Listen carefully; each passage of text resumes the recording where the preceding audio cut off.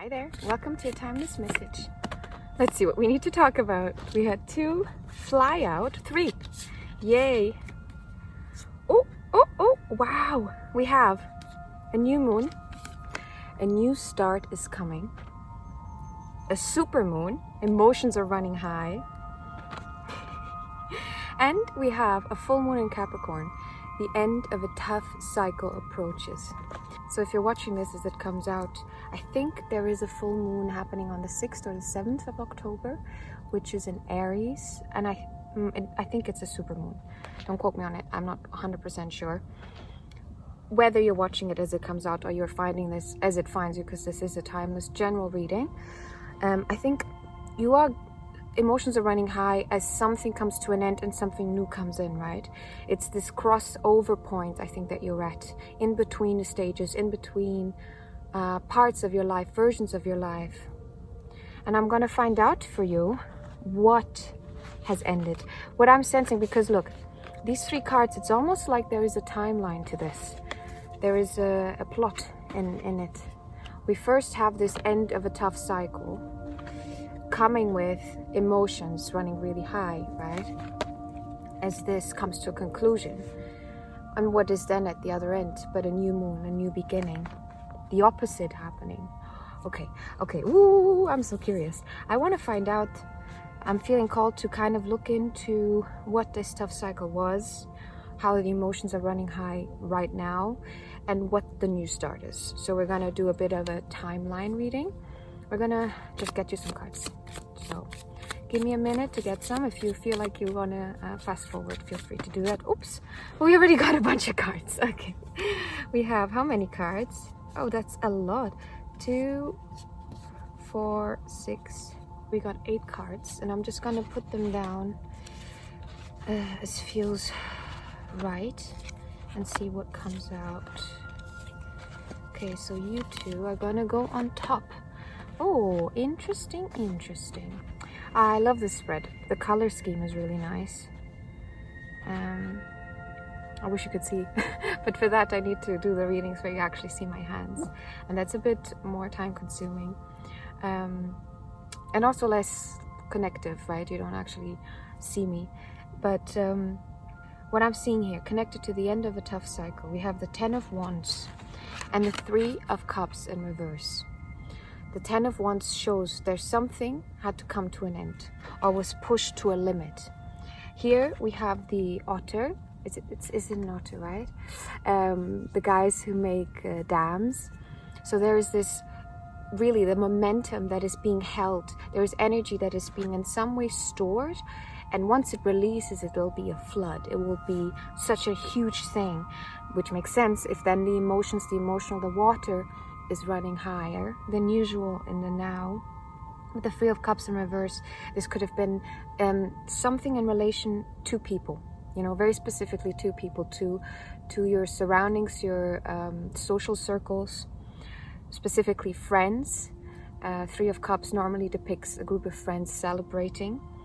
So there's some negative emotion, some negative situation, seemingly negative, that happened in regards to friends, in regards to people in your life. What it seems to me from the cards and how they're placed, I think this situation, this overwhelm, this overemphasizing on people, but also the overpouring into people, comes from a bigger theme. Because on top of the card, we have here the Ace of Pentacles in reverse. And what I'm hearing is not feeling good enough, not feeling worthy of receiving. The Ace of Pentacles is receiving in the material sense, having stability, having, you know, where you know what to expect. And there's this disbelief of being worthy to know what to expect, that it's normal or that it's okay for things to not be dependable. Look at that. Maybe there is an issue here with friendships or people in your life that turned out not to be as dependable as you thought them to be. But I do sense this is a worth issue. The pentacles, the material, what do we do but put worth into it, right? So a self-worth issue. Okay. Self-worth issue from the past in relationship to people. Now the emotions are running high. What does that mean? We have the Hermit. We have the Knight of Cups in reverse. Hi Munchkin, are you joining Mama today? Yay! He's always here, but you barely see him. Hi! Say hi, he's so cute. Okay, but we have the Hermit and the Knight of Cups, in reverse. The Hermit speaks of solitude. It speaks of going within, spending time alone, doing the work, doing the emotional labor and the mental exploration of the self in an effort to find this guidance within, to find the calmness within. The Knight of Cups in reverse signals emotions. Specifically emotions that are coming out as quite turbulent, emotions that are coming out as like shooting out, That can be a quick switch of emotions. Maybe you're going through something where you're really finding yourself, feeling one way and then feeling differently very quickly. But there's also a lack of trust in your emotion, feeling overwhelmed by your emotions. Oh my dear, maybe this overwhelm is coming from you going within and doing this internal work and finding the pain points, right? Like when you're getting a massage and they're looking for the knots, or they're looking for where the pain comes from. And for you to get rid of the pain, you have to go into the spot where it originates. You have to go in there and get that one so you can get rid of the pain. And oftentimes the pain that you have, the pain that you sense, no, excuse me, let me rephrase this. This knot, this hurt inside of you can then lead to more hurt within your own system. So if there's some sort of a lock in your muscle, it can lock the rest of the muscles that are connected to the movement of that muscle as well, in a way. So there it leads to a disalignment of yourself. That's why you have to go in and really work on the origin point.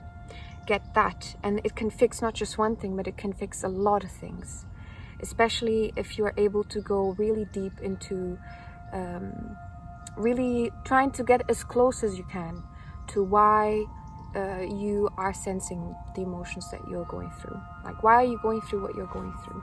What is being triggered? What does it say about you? What does it say about other people? Can you try to find as objective approach as possible to the situation? Zoom out and try and see where you're potentially caging yourself in, or allowing yourself to get stuck in a view of things. And I think you've been doing a lot of work. I just think you've been doing a lot of work. Emotionally speaking, things are coming up. Things are coming up, and that's completely normal. If you go digging in a pond, you will stir up the water, The things that have sedimented themselves, that have gone to the base of your waters and have just become, the groundwork, the baseline from which you operate. Going into that is going to make waters very murky. Which is something that you just need to allow to happen. You need to engage with it. You need to let it pass through you. What does that mean? It means not necessarily wallowing in whatever emotion comes through, but it means trying to be as subjective as possible about the emotion that comes in. Where is this emotion coming from? Now I'm repeating myself, but it's really this is the work that really can help you find your direction through your own storms in life. I'm seeing a captain who's got a compass plus all of his knowledge that he's acquired over years, so the more he navigates, the easier it will get, right? And that's kind of the muscle that you're training, is this intuitive muscle, an introspective muscle. And the outcome from the situation, what is coming out of it because of this hard work that you're putting in, is this new start, a new moon. A new moon correlated to a bigger theme in your life, the 9 of Wands. Did you see? We had the 10 of Wands in your past. The 9 of Wands, if the 10 of Wands is you taking on so much, having so many sticks that you can make a dam which clogs energy in a way, it kind of gets it stuck, which eventually will release. And it's your call as to how, in which way direction it will go.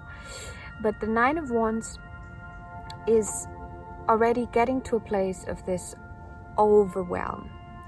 you know. But here what I'm sensing, it's kind of like you're taking a step back. The new beginning is you not reaching this overwhelm, not really repeating the old patterns. Of course, the old pattern, this full moon in Capricorn, the older, tougher cycle had to do with you continuously getting to this point of 10, of the overwhelm, and now you are kind of learning from a more disconnected place, that you don't need to get to that place. You can intervene. You can make sure that the dam doesn't break by making sure that you don't take on too much. You don't take on too much. I hadn't even looked at this, but that is just confirming it for me here. As an elaboration for you, this new start coming, we have the Two of Wands in reverse and the Five of Pentacles in reverse. The Two of Wands are about trying to plan for the future, trying to expand, there being some sort of a blockage. But what I'm sensing here, it's like this adamancy within yourself. I don't know, is that a word? But like to be adamant about wanting to expand, wanting to grow, and not allowing yourself to get stuck in the Two of Wands energy, in this space where you have all these ideas, but you're not putting pen to paper quite. You're not actually putting in the work. And for some of you, because I said pen to paper, I want to emphasize that there might be some sort of writing involved. So if you're a writer, an author of some kind, maybe there's a message here for you as well. Equally, if you're trying to leave behind this Two of Wands energy, and this is your new cycle, you're equally trying to leave behind the Five of Pentacles, this sense of scarcity, the sense of being about to collapse. I think you were potentially working from a survival mode kind of place, right? If you're not getting your needs met, if you're not able to accommodate, so your system, if you look at like objectively as possible, if it's an operation, if it's a system, you need to make sure that the system has the conditions so it can run as smoothly as possible. And if you don't do that, you will find that the way you are operating is not going to be sustainable. It's going to work for only so long, but if you take more out than you put back in, do you know what happens? This happens. You are left with less and less and less and less until you're floating on this last block of ice, right? Trying to survive, knowing that your time is running out because your energy is running out. Your resources are running out. And you're going to leave this energy behind. You no longer want to be in this survival instinct. You don't want to have to think about constantly, how am I going to get through this, right? We had this Nine of Wands. You don't want to do this anymore. You're done getting to a place of overwhelm, overwork, overcharging of yourself, putting so much on that you know it is not sustainable. And there might be a lot of emotions coming up now specifically, because if you've been operating from this place of survival instinct, your whole system, your nervous system, all I'm not a doctor, but you know what I mean, like your whole system, the way you think, the way you emote, the way you interact with people, the way you interact with yourself, it's gonna have to adapt to these changes. It's gonna take some time to let the water clear out again.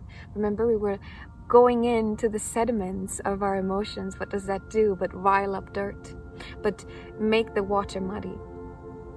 Okay, what's the advice that we can give the collective as they go through this? A spiritual message, that's what we're doing here.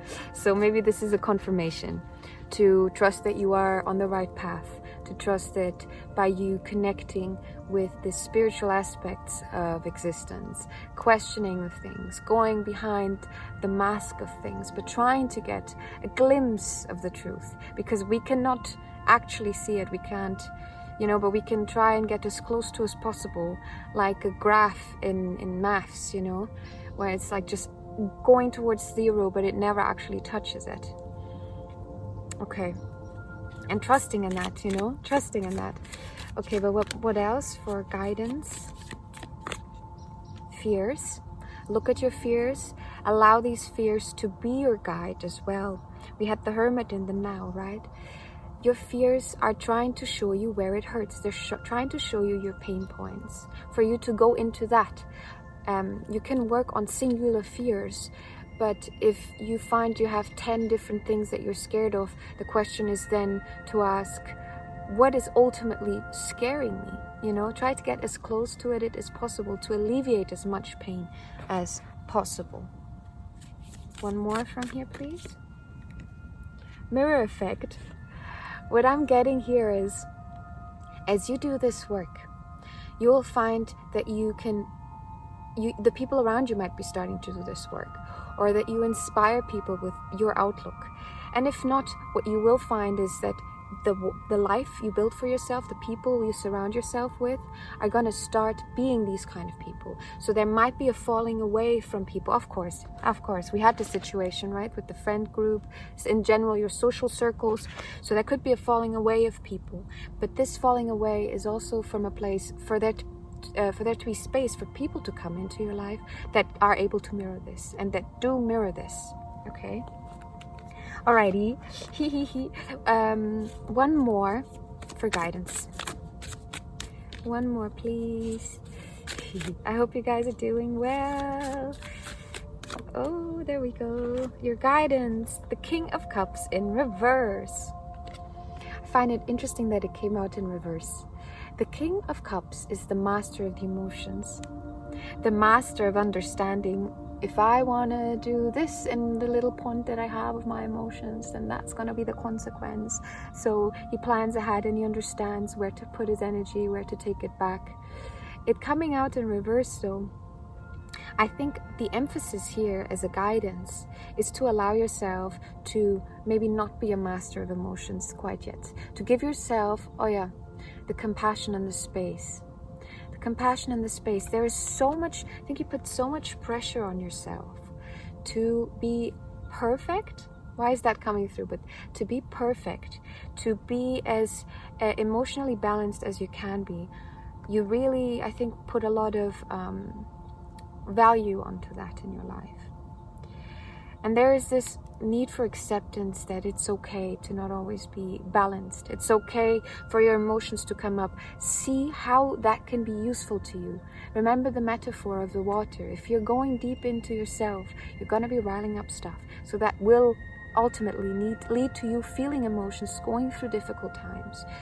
And allow yourself to do that. Allow yourself to understand that the human being is, like, the part of the human experience is to not be perfect. That is such an essential part that you need to accept in this human life. Otherwise, you will continuously strive towards it, or you will accept that you never can be that, and potentially find comfort in behaviors and patterns that aren't as fruitful as otherwise they could be in your life. Oh my gosh, what am I trying to say? You're going to be okay with with doing things in your life and accepting behaviors towards yourself and how you treat others that are maybe as loving and kind as they could be, not as productive as they could be. Okay, but am I going to leave you with this? Okay, I meant to pick you one more here, I think, and then I'll leave you because it's getting dark. There we go. Take time to breathe out.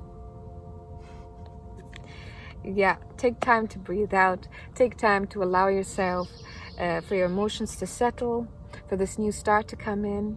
You want to make sure the waters are calm so you can see the shore ahead. And that's what I'm going to leave you with. Thank you guys so much if you made it up to here.